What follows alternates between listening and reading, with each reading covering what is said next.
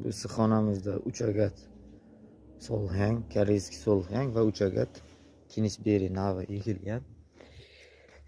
Tandon issiqxonaga qaraganda bu issiqxonamizda qulupnaylar juda tez shiddat bilan qizarishni boshlaydi.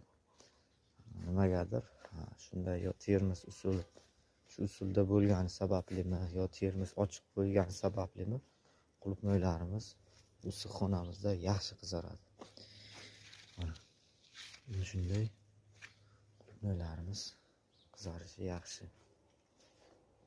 Narigi issiqxonamizga qaraganda qulupnaylarimiz yaxshi pishadi. Ko'chatlarimizning holati 24 avgust kuni ekilgan ko'chatlarimiz, narigi issiqxonamiz 22 avgust kuni ekilgan. Mana shunday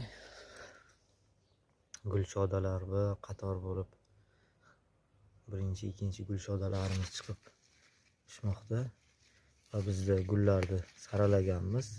Mayda gullar olib tashlanganda 6 ta 7 ta gulshoda qoldirilgan. Bu yerda yana ko'p olib ketibdi. Shu gulshodalarda pishib yetiltirsa bizga shunisi ham yetadi.